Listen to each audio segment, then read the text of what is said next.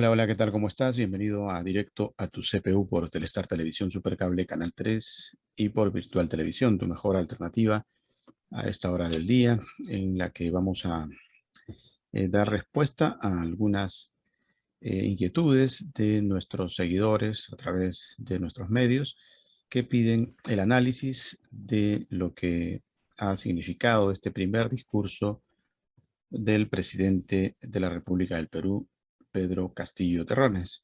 Vamos a analizar y para ello, pues qué mejor que tener a alguien que ustedes ya conocen, el economista, analista político Miguel Antesana Corrieri.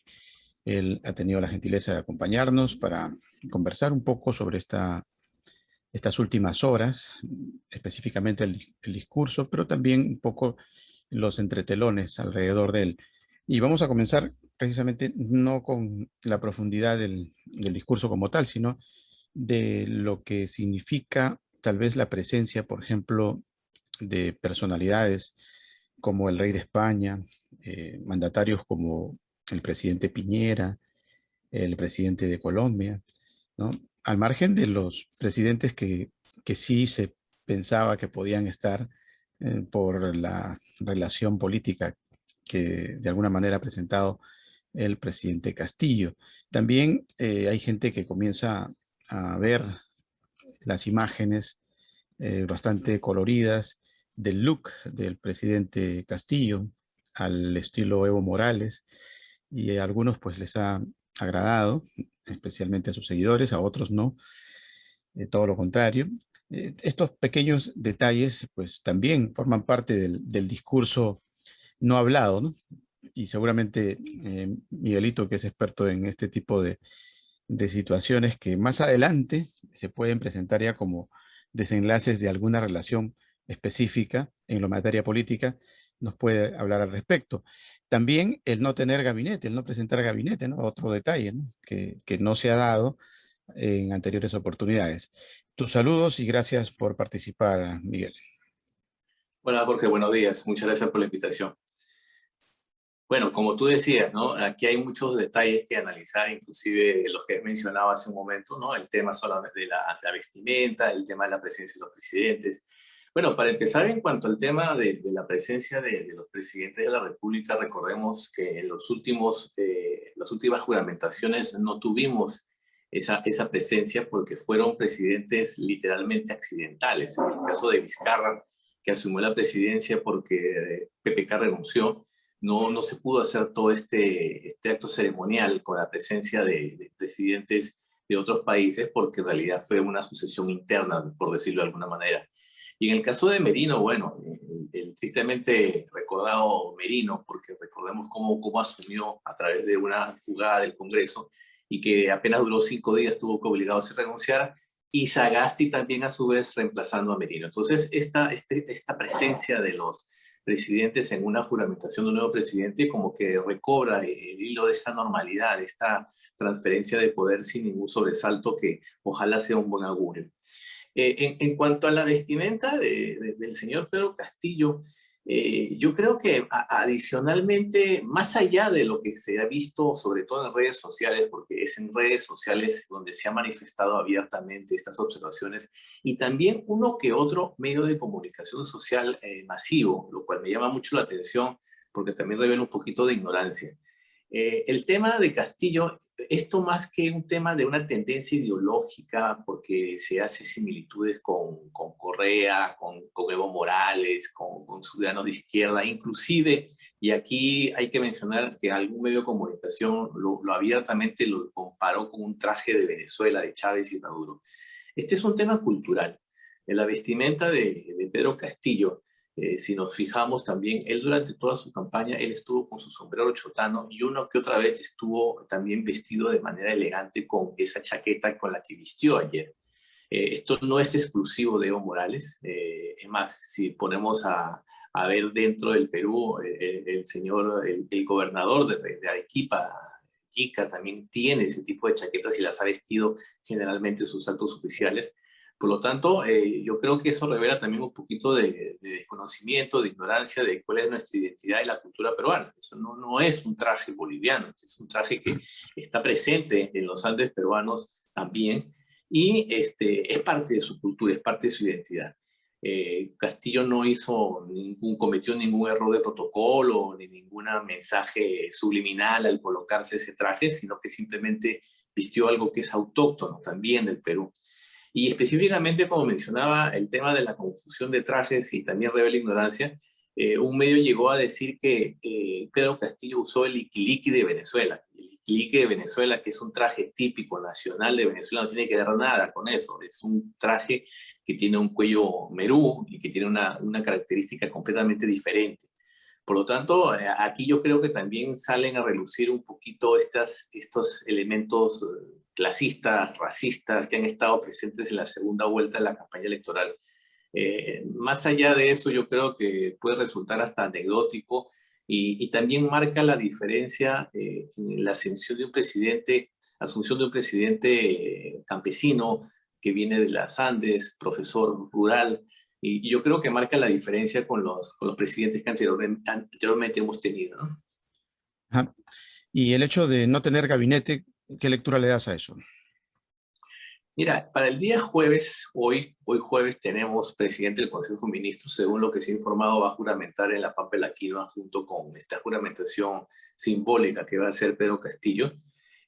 Por lo tanto, yo creo que tampoco hay que generar mucha angustia, ¿no? Yo le digo, ¿cómo es posible que no tengamos ministros? Esto tampoco es ninguna tragedia. Recordemos que cuando asumió Martín Vizcarra, inclusive una semana después, recién se nombró el gabinete de ministros. El que no se tenga un nombramiento de ministros inmediatamente después de la juramentación del presidente no implica que el Estado se paraliza, no implica que estamos descabezados y que no se está haciendo nada. Solo que se nombran son a los ministros, que son cargos políticos, pero los viceministros y los directores generales y todos los cargos jerárquicos directivos de ahí hacia abajo siguen trabajando a nivel del Estado. Además, también ayer y hoy es feriado, así que yo no veo cuál es la angustia. Mañana, viernes 30, se ha dicho que se va a juramentar al gabinete y de hecho también esto guarda un proceso administrativo que tiene que cumplirse. El proceso es que el presidente nombra al presidente del Consejo de Ministros y el presidente del Consejo de Ministros propone al presidente quiénes van a ser los ministros.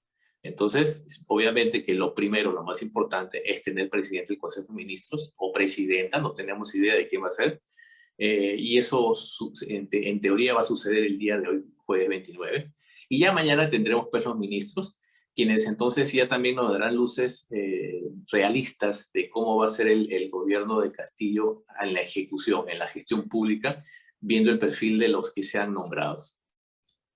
Bien, antes de ingresar de lleno al discurso, también se comenta, se arguye, las calles hablan, tú sabes, que en efecto el presidente no va a residir en Palacio de Gobierno, algo muy particular, inédito en la historia presidencial de Perú. Para los que nos escuchan por la zona de San Juan del Lurigancho, donde llegamos a nivel de Telestar Televisión Canal 3, pues es una identificación con lo que va a ser la residencia de la familia presidencial. ¿Qué podrías comentar al respecto? Bueno, él mencionó precisamente en su discurso eso que acaba de decir, que el Palacio de Gobierno se iba a ceder al nuevo Ministerio de las Culturas, que también es otro de los anuncios que hizo. De pasar al Ministerio de la Cultura, él dijo que iba a ser de las culturas porque tenemos muchas culturas, somos un país multicultural, lo cual tiene una justificación, tiene un sentido, no es un capricho, digamos, sino que tiene una justificación que me parece que también es interesante. Ahora, a ese Ministerio de las Culturas, según lo que dijo Castillo, le iba a ceder el Palacio de Gobierno para que se convirtiese en un museo, que desde ahí no iba a despachar. Lo que sí no dijo es dónde iba entonces a despachar, dónde iba a ser su sede de gobierno. No dijo si iba a ser en Lima, no dijo si iba a ser en provincia, no dijo dónde iba a ser, por lo tanto es un misterio. Ahora, yo no sé si dentro de la parte ya estrictamente administrativa puede hacerse eso de ceder a un ministerio el Palacio de Gobierno. Habría que consultarle ya a los expertos en temas legales si esto es posible. Lo que también veo como una alternativa para no incumplir este ofrecimiento y también tampoco ponerse a inventar cosas extrañas, es como por ejemplo el sistema que funciona en Argentina. En Argentina la Casa Rosada es un museo, pero también sigue siendo la sede de gobierno. Es más, en Argentina uno puede estar haciendo el tour en la Casa Rosada y de repente te cruzas con el presidente de la República. Entonces, eso también pudiera ser una alternativa, ¿no? Porque ahí implica, mudar el proceso de gobierno implica que el presidente de la República despache en otro lado, pero también en el Palacio de Gobierno está la sede de la presidencia del Consejo de Ministros.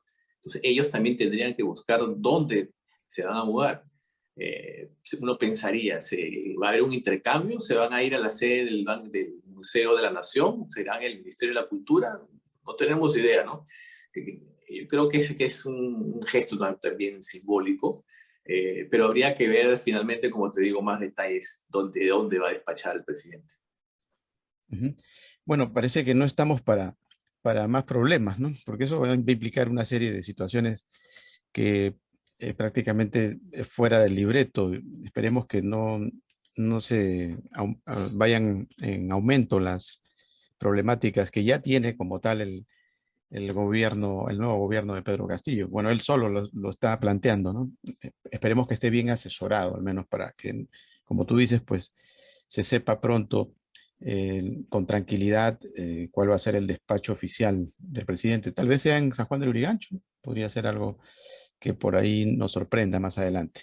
Lo que sí, extraoficialmente les damos esta noticia. En el transcurso del discurso del presidente, días anteriores, ya se estaba mudando la familia hacia San Juan del Urigancho, ¿no? O sea, eso sí está totalmente eh, verificado. No sabemos la parte del despacho, eso sí desconocemos. Bien, vámonos al discurso. Eh, Hay una opinión que dice que ha sido un saludo a la bandera y que lo que se viene es más de lo mismo. ¿Qué opinas al respecto? Bueno, va a depender mucho de la óptica con que se mire. Hay que quizás un poquito marcar la cancha. Estamos hablando de un discurso de quizás el primer gobierno marcadamente de izquierda de la época democrática del Perú, ¿no? De la historia democrática, de la historia republicana. Entonces, quizás ahí lo que se esperaba y se especulaba eran anuncios catastróficos, así terroríficos, de comunismo, de expropiaciones y cosas de esas, y no pasó para nada. O sea, que en primer lugar yo creo que hubo muchísima gente decepcionada que quería escuchar así, no sé, tragedia desde el lado del discurso del señor Castillo y no sucedió. Ahora, si nos ponemos a ver, como tú dices, que fue más de lo mismo, sí, de alguna manera siguió los lineamientos de los mensajes de la nación de cuando un presidente asume el gobierno. En ese lado yo creo que coincidimos que fue bastante general y yo creo que se ajusta a lo que podía hacerse en un discurso de una hora. No iba a decir un plan de gobierno de 5 años y dar detalle de todas las cosas que iba a hacer, porque es imposible y porque además estamos en un escenario tan volátil que no tenemos idea qué va a pasar el próximo año a nivel de la salud. Estamos en un contexto de pandemia. Por lo tanto, yo creo que fue un poco conservador al decir las cosas que tenía que decir.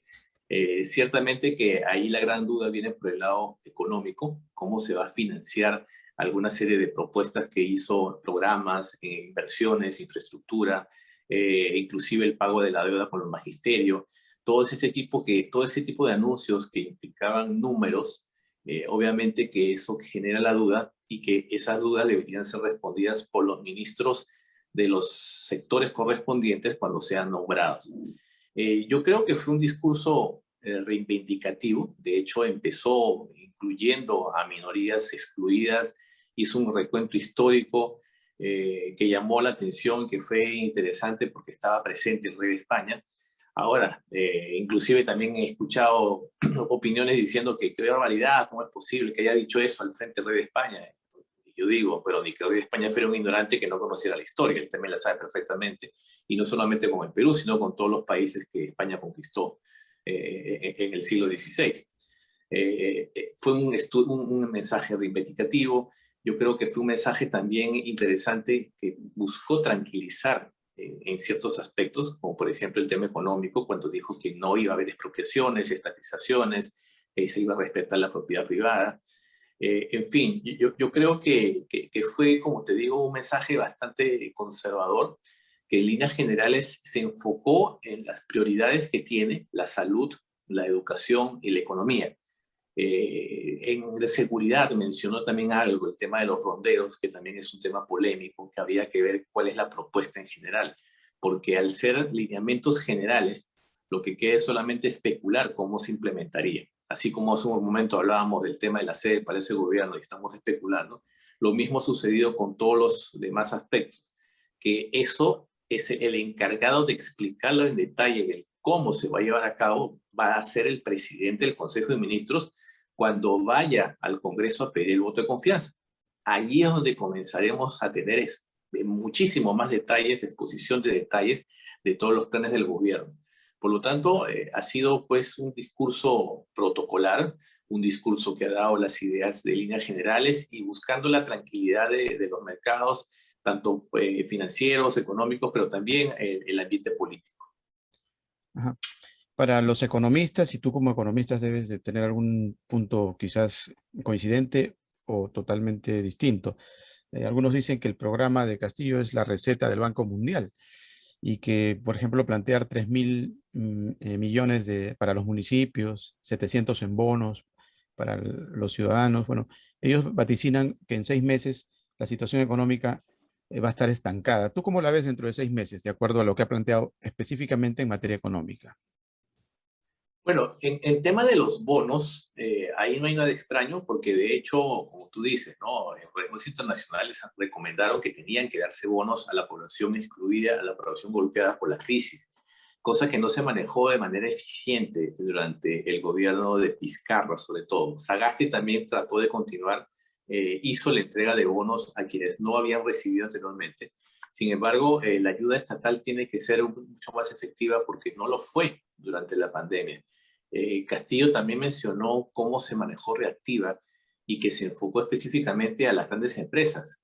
Recordemos que a través de Reactiva, con la ministra Alba y con Vizcarra, las grandes empresas del Perú recibieron miles de millones a través de este programa. Claro, no todas recibieron miles de millones, sino me refiero al conjunto de las empresas, pero las pequeñas empresas fueron olvidadas y el público, la sociedad, los consumidores a nivel de personas naturales tampoco recibieron ayudas.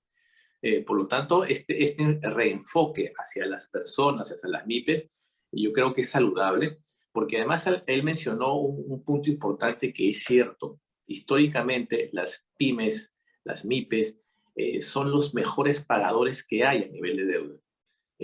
Pero como no tienen acceso a la banca formal, sucede muchas veces entonces que se estancan. Entonces, a través de mecanismos que él anunció del Banco de la Nación, o que van a forzar a que los demás bancos se nivelen a las tasas competitivas, yo creo que es una propuesta interesante. Nuevamente, habría que ver cómo finalmente se ejecuta en la realidad. En cuanto a los montos de inversión y de entrega, entre comillas, a las regiones y los municipios, en realidad yo no lo entendí de esa manera. Aquí tenemos una cantidad de presupuesto que año a año no se ejecuta. La ejecución presupuestal en el Perú es bajísima en comparación con otros países. En el último año, y creo que este año también no va a ser la excepción, salud sí se está ejecutando al 90 y pico por ciento y cuidado que al 100% por la misma situación de crisis y por lo que lo necesitamos. Pero en años anteriores era normal ver que las carteras a final de año no terminaban de ejecutar el 100% del presupuesto. Y si nos vamos a nivel de regiones y municipios, las cifras llegan a ser vergonzosas. Aquí no es idea de mencionar a uno u otro, pero hay regiones que en años anteriores termina el año y solamente han ejecutado el 15% del presupuesto. Entonces, ahí hay un montón de dinero que está sin ejecutar. Por lo tanto, aquí él también hizo un llamado a las regiones y alcaldes a que trabajen para que esto se realice. Recordemos también que existe el tema del canon minero. El canon minero también en muchas comunidades y en muchas regiones ha resultado mal ejecutado. Hay mucho dinero, pero no hay una buena ejecución. El problema que tenemos en el Perú es de gestión pública. Por lo tanto, aquí tiene que haber profesionales y tiene que haber un acuerdo político también para que esto sea. Entonces, no es que necesariamente que el Estado saque de su bolsillo una cantidad de dinero increíble para ejecutar todo lo que él dice. También mencionó el presidente Castillo que iba a tener apertura para las inversiones extranjeras, que iba a haber asociaciones público-privadas. No lo dijo con estas palabras, pero dijo que se iba a trabajar de la mano, en la que el Estado también iba a tener participación. Entonces, yo creo que aquí la información del discurso se ha ido sacando con pinzas, y se ha ido sacando con pinzas, pero a mucha conveniencia y distorsionando en algunos casos lo que él dijo. Y aquí estoy repitiendo lo que él dijo, no es una defensa de Castillo, pero lo dijo claramente. Entonces, me parece que todavía se sigue en la onda en ciertos medios y en las redes de desinformar de lo que se dijo o no se dijo en el discurso. En materia de lucha contra la corrupción, pues también hay opiniones ácidas en torno a que simplemente es un saludo a la bandera, porque él habla de potenciar, por ejemplo, al Poder Judicial, también a la Fiscalía. También ha estado, como sabemos, pues implicada en casos de encubrimiento, cosas que no han quedado nada claras y cómo potenciar algo que no está bien, ¿no? Eso también es parte de la crítica que ha recibido su discurso. Hay gente que pide o pedía previamente pues que la clave era pues buscar gente honorable, ¿no? Para luchar contra la corrupción y quizás nombrar un SAR anti-mafia, no sé, una figura que esté por encima de estos estamentos que están eh, prácticamente dentro de la impunidad.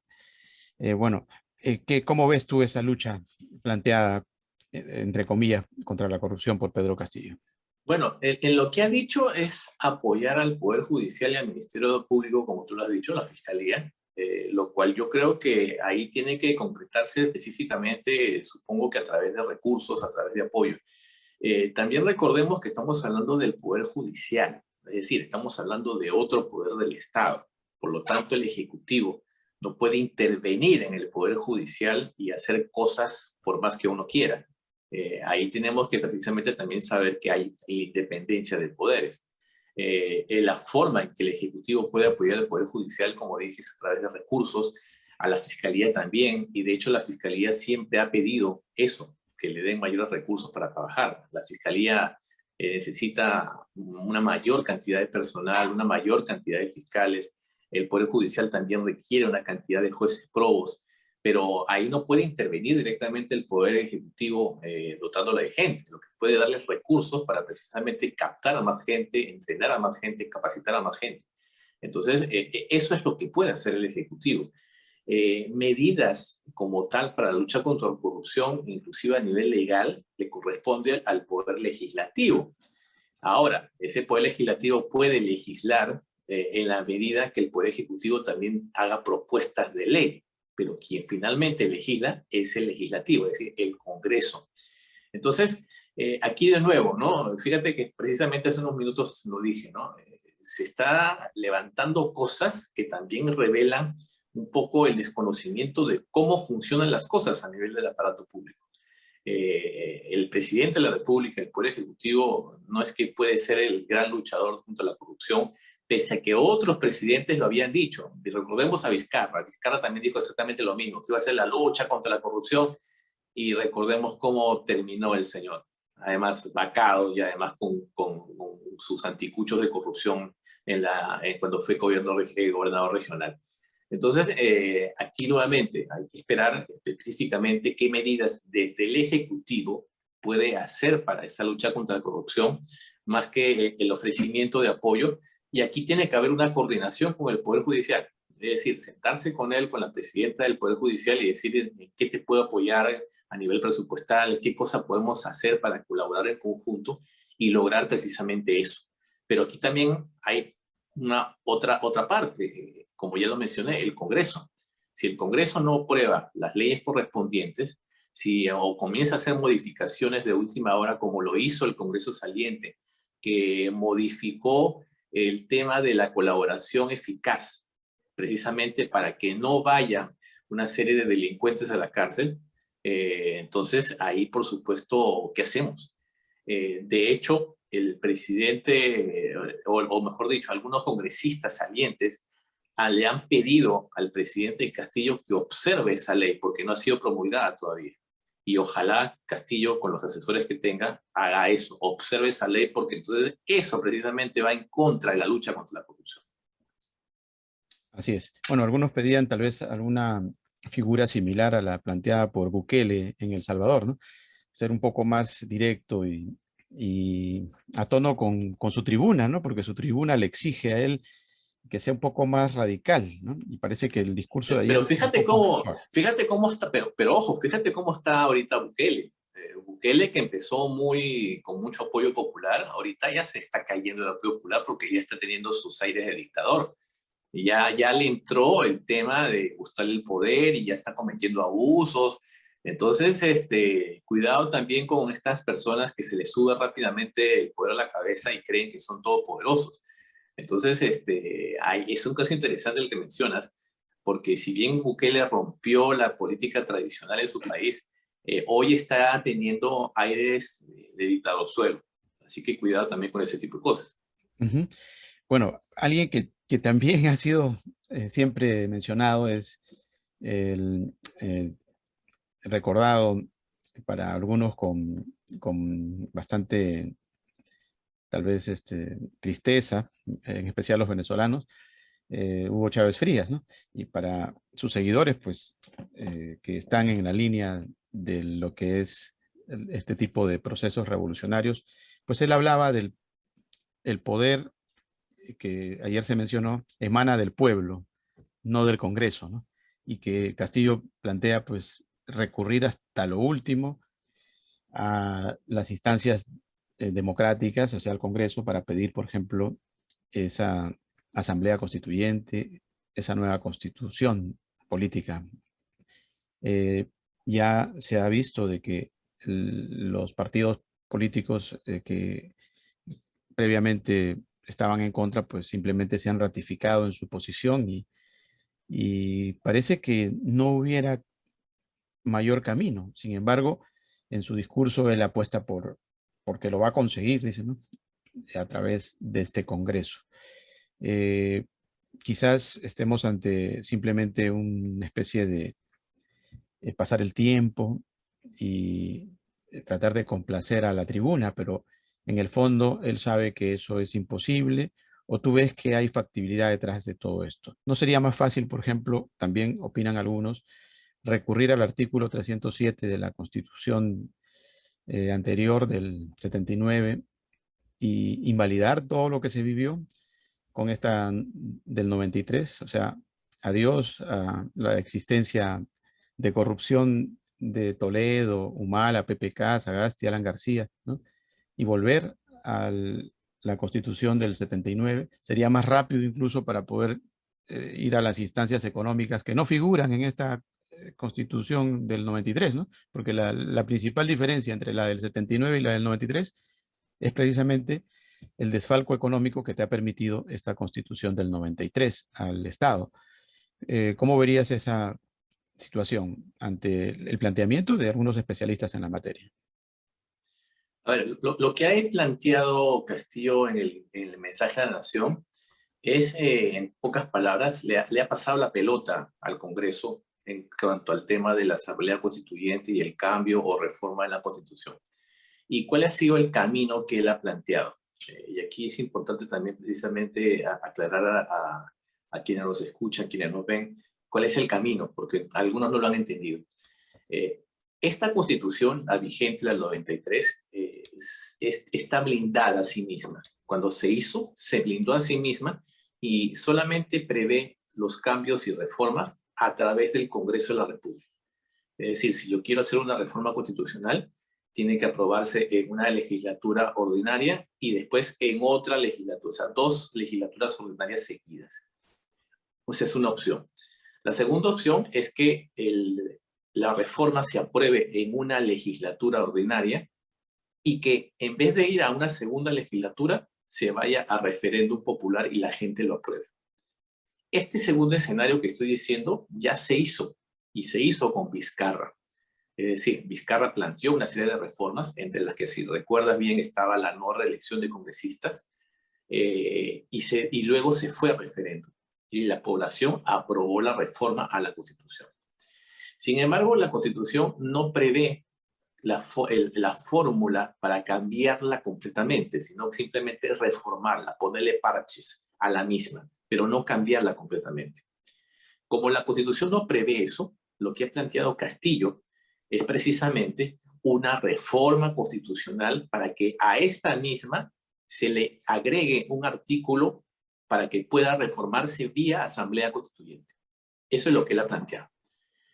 Ahora, si esto se aprueba de la forma mencionada por 2 legislaturas ordinarias o por una legislatura y referéndum, ese es otro tema. Pero lo primero que tendría que hacer el Congreso es precisamente tramitar y discutir la reforma para que esta Constitución se pueda cambiar a través de una Asamblea Constituyente.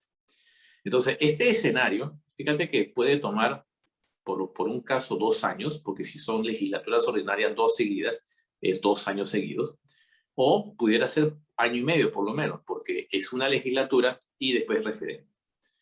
Eso es simplemente para la reforma que prevé la existencia de una asamblea constituyente.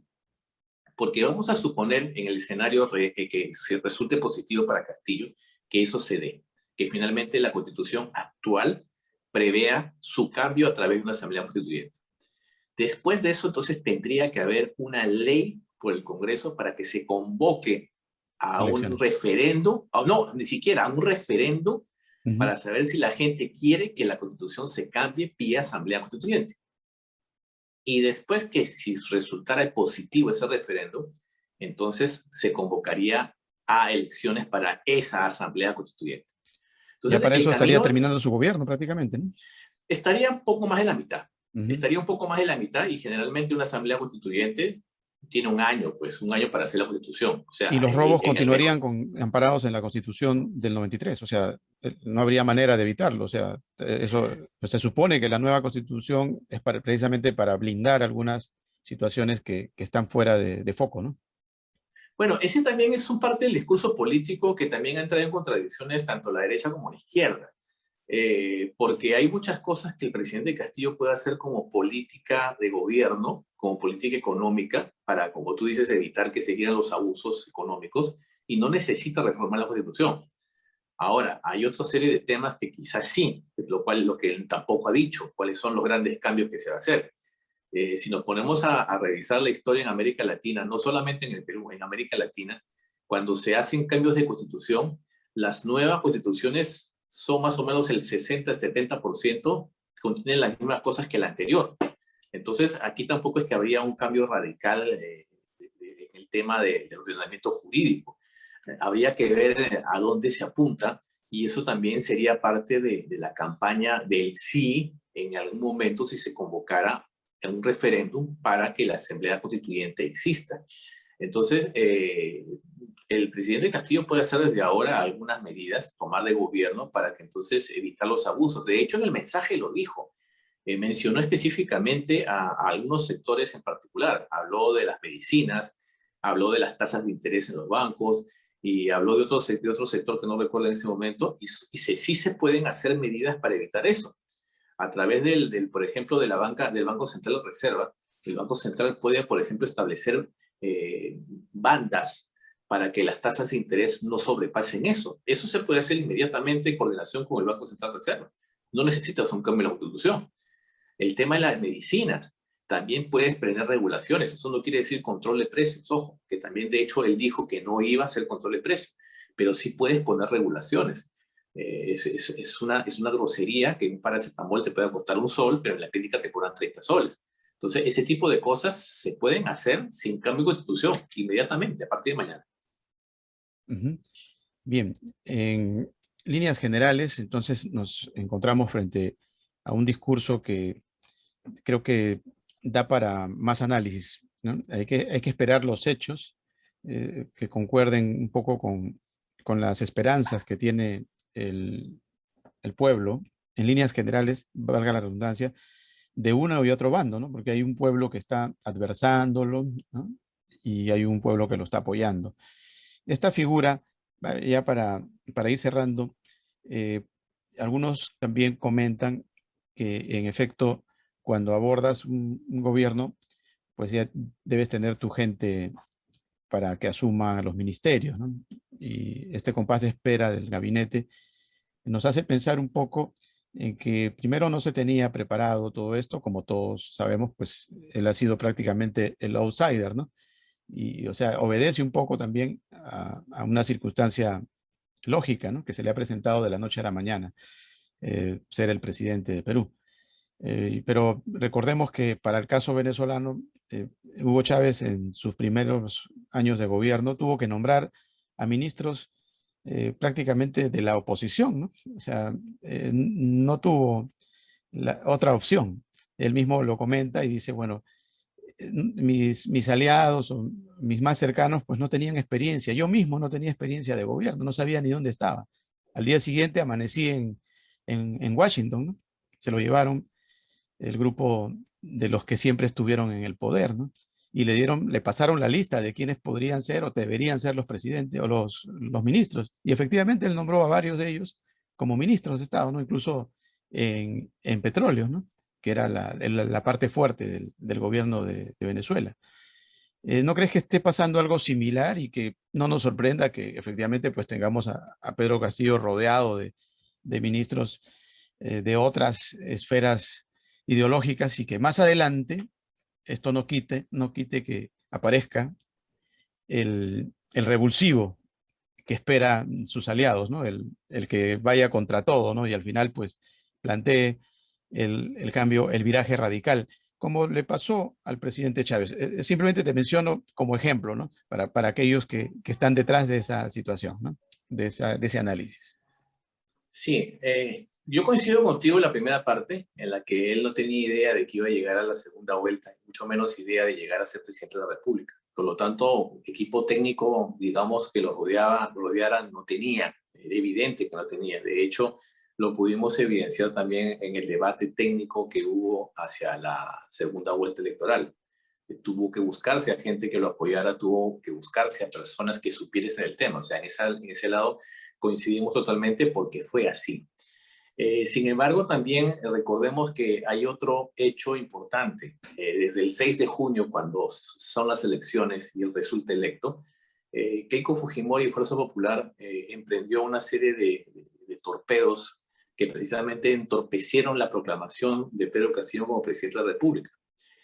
Hasta hace un poco más de una semana no teníamos presidente electo, recordemos eso.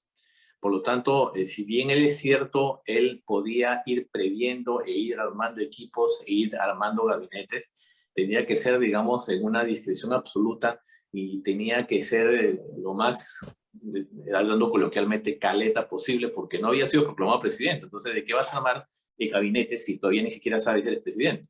Entonces ahí también tenemos otro factor que ha demorado la transferencia. De hecho, las comisiones de transferencia no han podido trabajar al 100%. Lo seguirán haciendo a partir de ahora que ya tendremos ministros a partir de mañana. Y en tercer lugar, yo creo que la posición de Pedro Castillo ha cambiado radicalmente en 24 horas. Una cosa es ser el 27 de julio el presidente electo y otra cosa distinta es a partir del 28 ser el presidente de la República. Como presidente electo, él se cuidó mucho precisamente de no caer en contradicciones con Cerrón, porque Cerrón es el ala radical de su partido, es el dueño del negocio que llevó como invitado a Pedro Castillo a la presidencia de la República. En cambio, Pedro Castillo siempre ha estado muy cauto y no se ha pegado a ese discurso extremista de Cerrón. Ahora, ¿por qué digo que es distinto del 27 y el 28? Porque como presidente de la República, él ya tiene el poder y él no depende para nada de Perú Libre y no tiene que rendirle cuentas a nadie, ni a Cerrón, ni a ninguno de su partido. Y él puede hacer y deshacer. ¿Qué cosa puede hacer y deshacer? Bueno, ahí también estamos nuevamente en la incógnita. En un escenario, él pudiera rodearse de tecnócratas, pudiera rodearse de personas de todas las tendencias, no necesariamente o exclusivamente de izquierda, y mucho menos de izquierda radical, para entonces hacer los cambios que correspondan, pero sin destrozar la economía, sin generar ruido político, etcétera. Ese es un escenario. Pero en el otro escenario, en el que se tomar en cuenta todo lo que Perú Libre y Cerrón supuestamente le están diciendo en el oído, ahí por supuesto eso yo creo que por ahí no van las cosas. Y por eso quizás también es la demora del nombramiento del gabinete de ministros. Si fuese tan claro, entonces el mismo Cerrón estaría saliendo a vociferar quiénes van a ser los ministros. Cerrón lo que tiene son unas ansias desesperadas de figuración y muchos medios han caído en ese juego y le han dado esa figuración que no le corresponde. A mí me parece que bulfea mucho ese señor. Quien finalmente es quien dicta las cosas y las medidas va a ser Castillo. Entonces, a él es al que hay que preguntarle cuando ya precisamente mañana juramente este nuevo gabinete. A mí me parece que va a tener participación de gente técnica, me parece que va a haber gente que han participado en gabinetes anteriores de otros gobiernos, lo cual es saludable porque tienen experiencia.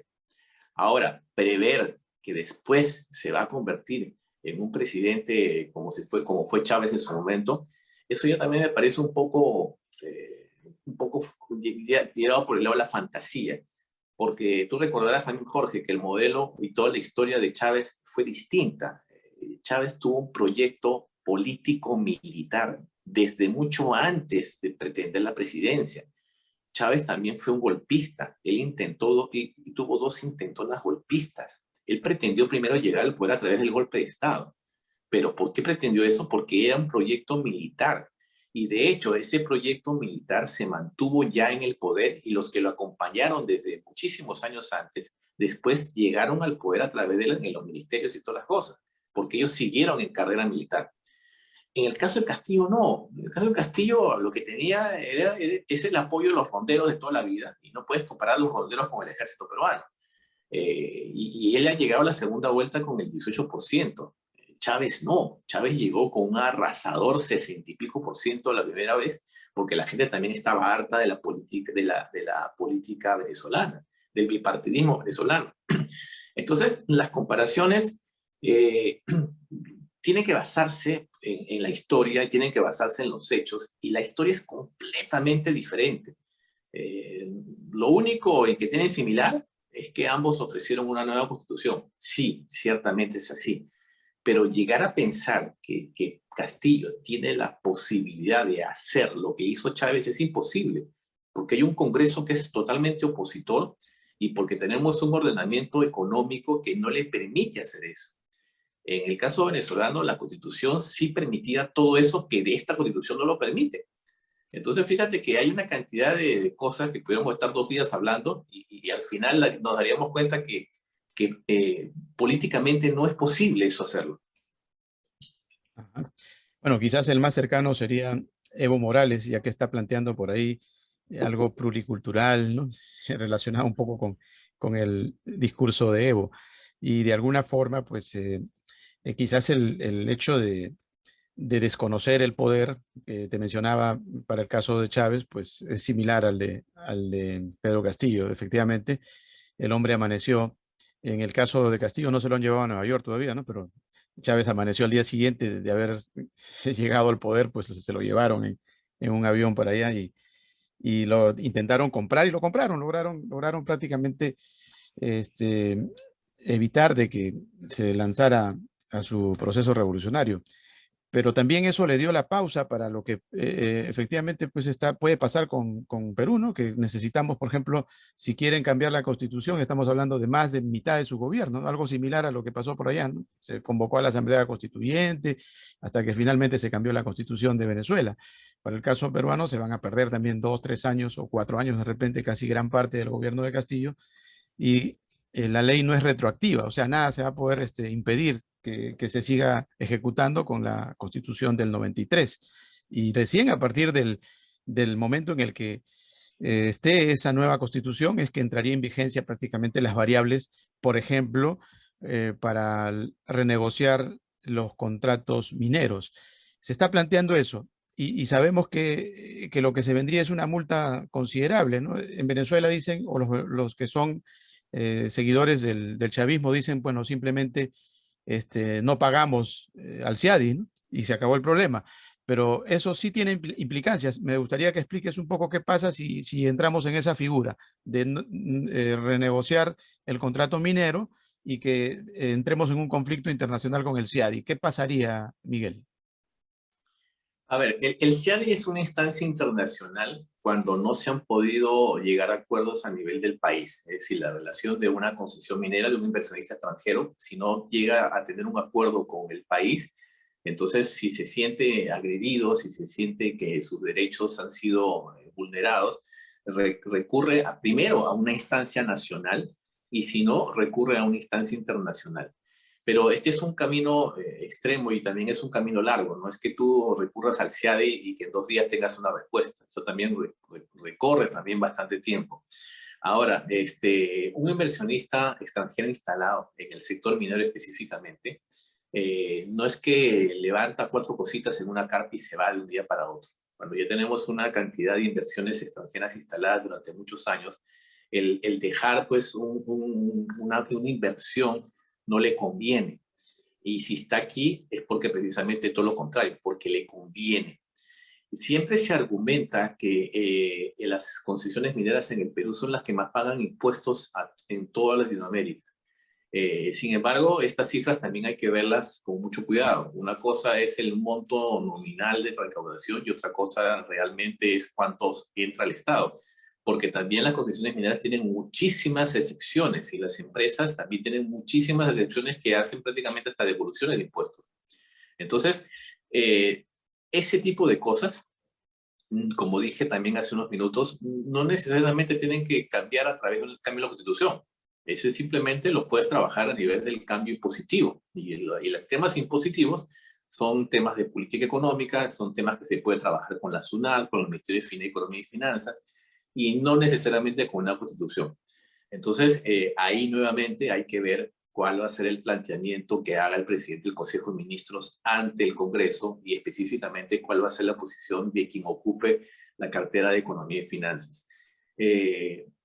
Insisto con lo mismo, habría que ver para qué se quiere cambiar la Constitución, qué cosas de beneficios traería a la población para saber eso. Obviamente que quienes ven sus intereses que están en juego van a decir todo un discurso completamente diferente y también hay que analizarlo. Pero hasta ahora lo que sabemos, como te digo, son lineamientos muy generales. Lo que dijo en el mensaje del tema de una rentabilidad social, que también habría que entender qué significa eso, rentabilidad social, y cómo la vamos a calcular, creo que si se atrevió a decirlo es porque ya deben tener algo en mente de cómo se va a trabajar con las empresas mineras.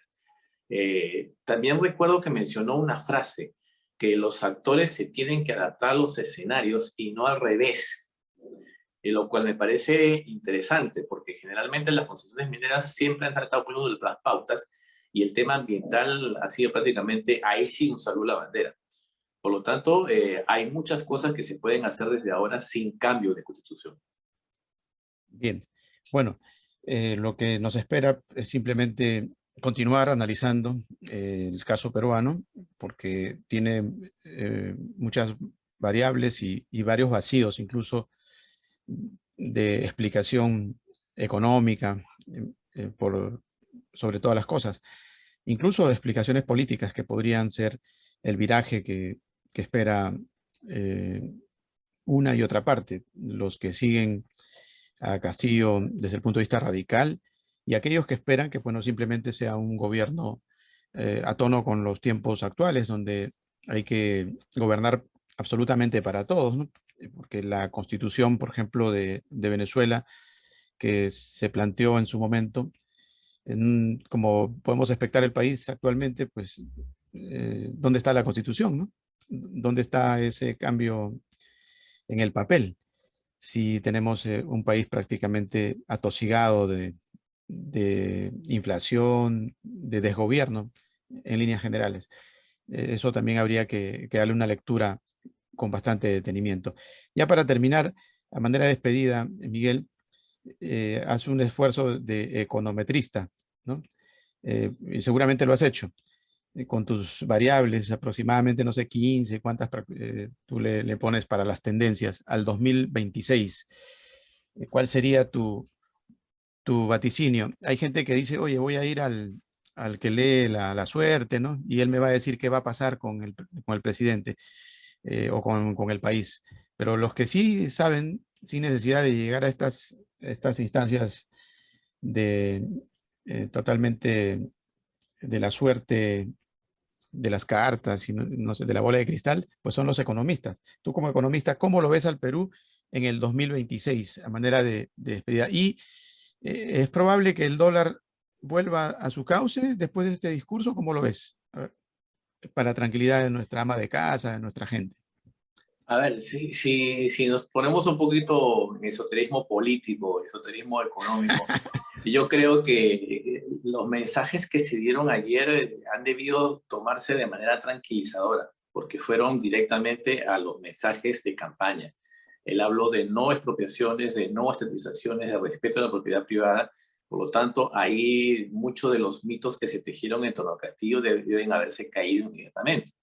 Por lo tanto, eso debería haber una respuesta en el mercado, no necesariamente de mañana, sino quizás el lunes debería retomar el control, el tipo de cambio debería volver a los cauces normales.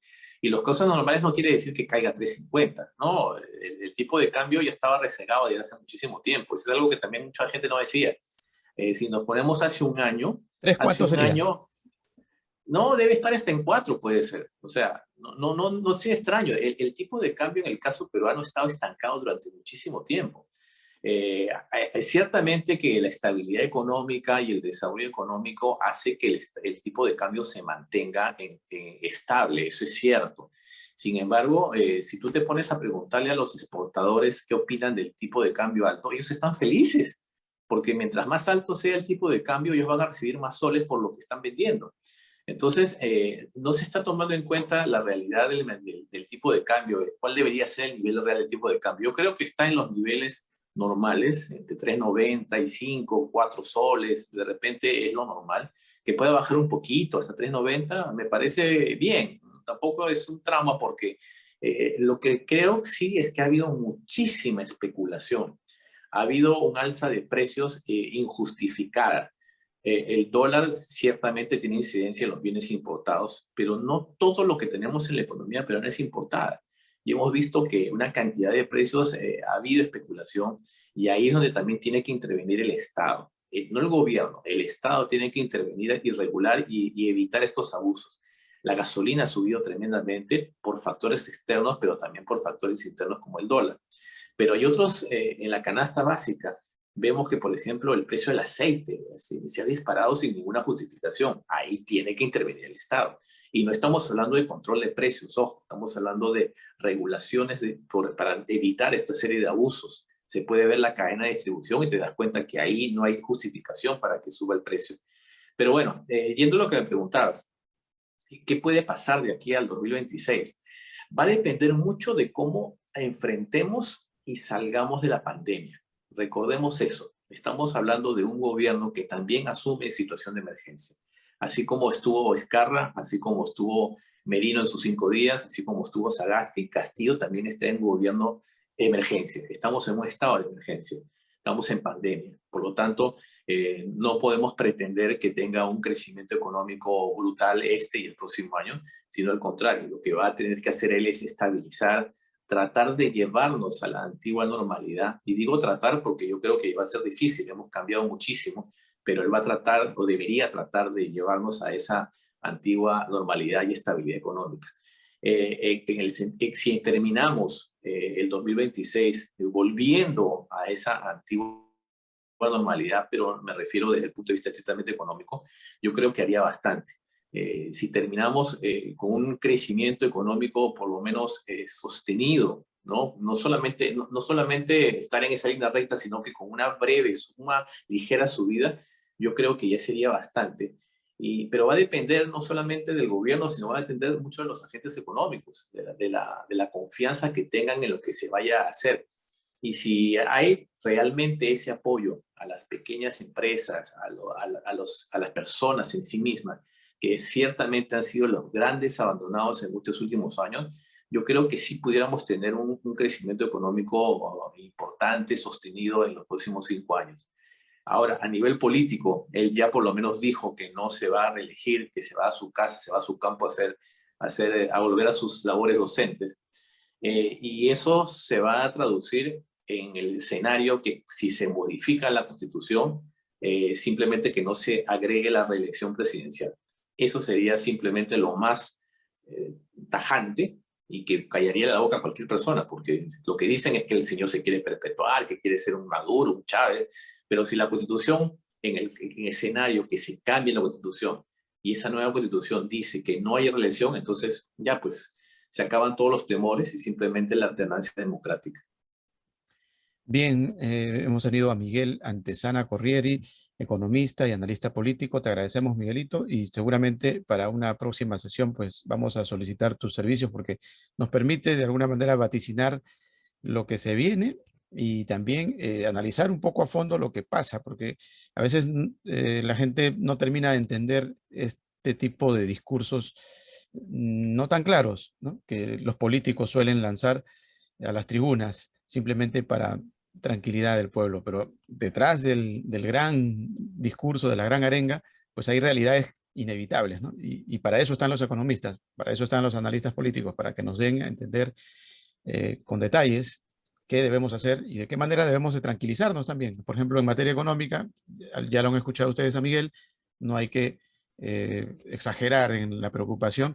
Lógico, hay que tomar nuestras reservas, ¿no?, porque nada está dicho, es impredecible, no sabemos ni quién o quiénes son los nuevos protagonistas del gabinete de Pedro Castillo, pero al menos hay indicios de que todo va por buen camino. Al menos se ve que se han tomado los lineamientos genéricos de los dos bandos, ¿no? No para satisfacer a uno por completo, sino para ambos bandos, porque necesitamos inversión, necesitamos también la pequeña y la mediana empresa que esté activa, ¿no? Y no podemos ir del todo en contra de la economía, que es la que nos va a alimentar o a mantener de alguna manera durante estas etapas de pandemia, de crisis social, de crisis incluso delincuencial que tenemos en América Latina en general y específicamente en el Perú. Bueno, feliz 28, Miguel. Gracias. Tu despedida. Tal vez por el Bicentenario tengas algún mensaje. Bueno, no, muchas gracias a ti, Jorge, por el contacto. Como tú dices, unirme a lo que tú acabas de decir. Yo creo que hay que tener paciencia, hay que tener esperanza. Apenas tiene 24 horas desmontado el hombre en el sillón de la presidencia, entonces no podemos pedirle que el país cambie en 24 horas. Yo creo que a partir de la próxima semana, cuando ya tengamos gabinete y ya comiencen a verse las primeras medidas desde el gobierno, ahí podemos tener claridad.